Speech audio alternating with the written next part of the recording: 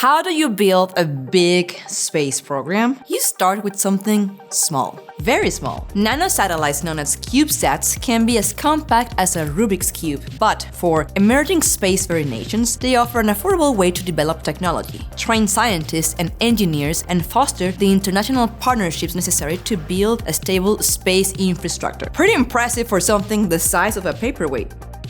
Hola, I'm Farah Najar Arevalo, doctoral candidate in the School for the Future of Innovation in Society, and this is Space for Humans, or Espacio para Humanos.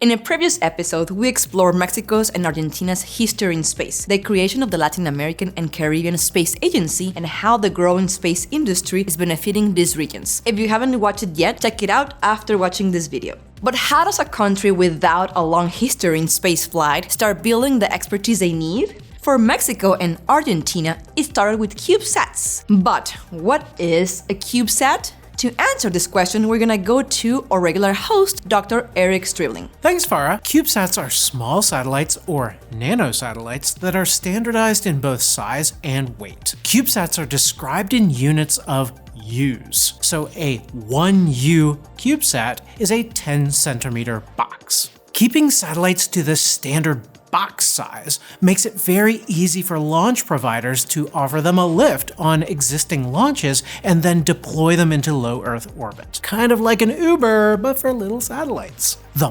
Poly-Pico Satellite Orbital Deployer, or PPOD, on the International Space Station is an example of one such standardized deployer. To learn more, let's teleport over to the Interplanetary Lab at Arizona State University. Here we are at the lab where I actually do work when I'm not producing this YouTube channel. Here at the Interplanetary Lab, or IPL, ASU students have the opportunity to design, manufacture, and test CubeSats. Here is an engineering model of LightCube, one of the 4 CubeSats launched into space from IPL. LightCube was a collaboration between the Interplanetary Initiative, Vega Space Systems, and CETIS Universidad in Tijuana, Mexico. This student-driven CubeSat was designed to inspire and educate future generations about space technology. This CubeSat allowed anyone with a ham radio license to send a signal to activate the satellite's xenon flash system and produce a brief flash of twinkling light that was visible from Earth. These flashes were rate limited and brief so as to minimize light pollution and protect astronomical observations. But it did create a way for students to learn hands-on technical skills that are not taught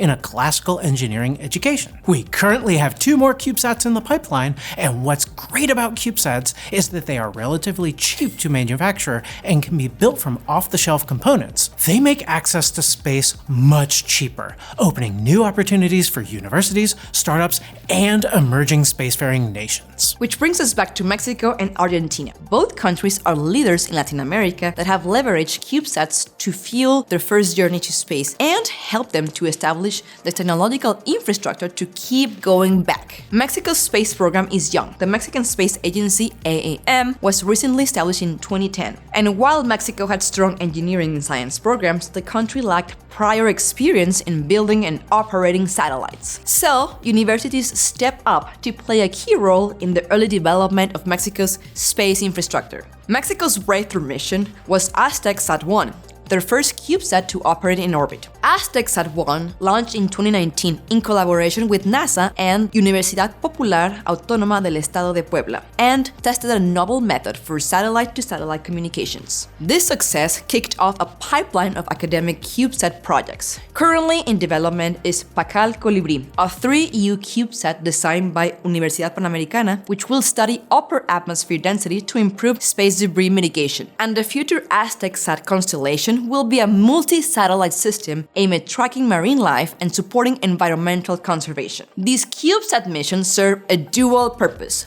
building up Mexican space infrastructure and tackling social and environmental issues that impact all of us. Long before it began developing satellites, Argentina already had a highly educated workforce, particularly in engineering, physics, high-tech industries with expertise in nuclear reactors, radar, and telecommunications. Nonetheless, CubeSats were still an essential pathway for Argentina to build up its domestic space infrastructure. Argentina's CubeSat journey began with the CubeBug series, developed between 2013 to 2014. CubeBug 1, nicknamed Capitán Beto, and CubeBug 2, called Manolito, were both open-source demonstrations targeting the amateur radio community. They were a partnership between the government, the Argentine Ministry of Science and Technology and Productive Innovation, or INVAP, a private startup company called Satellogic SA, and a club for ham radio enthusiasts, Radio Club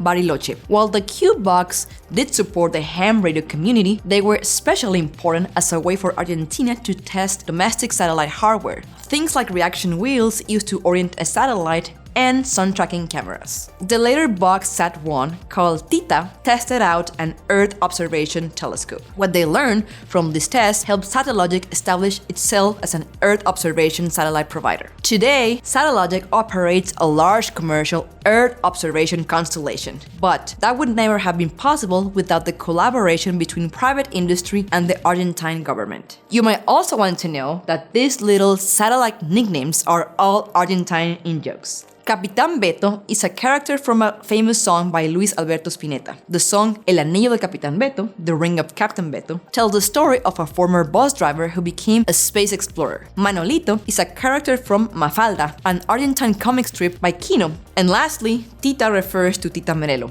a legendary Argentine tango singer and actress, another cultural nod. Today, Argentina is experimenting with communication CubeSats. The MD CubeSat-1, or San Martin, launched in 2022, is designed to provide Internet of Things, or IoT, connectivity. San Martin was developed in partnership with startup company Innova Space, founded by a teacher who hopes to offer low-cost data services across Argentina and beyond. The San Martin satellite is a good example of what's called a pocket cube.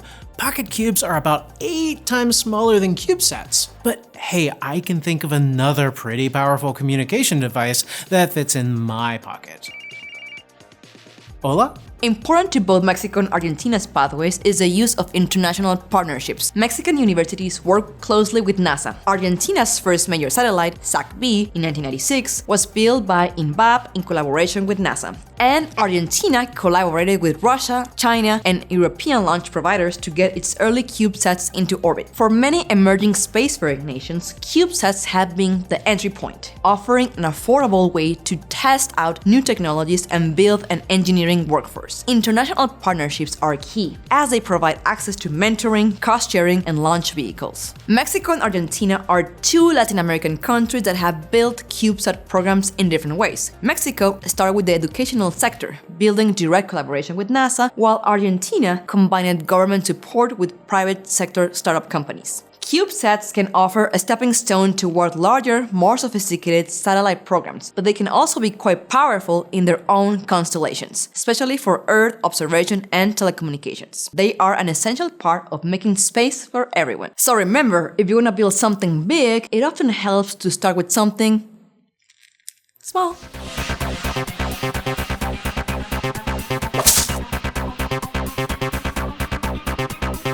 From all of us at Space for Humans, gracias for joining us in this transmission. If you enjoyed it, make sure to like our video and follow along for more. We also love when you share it with others.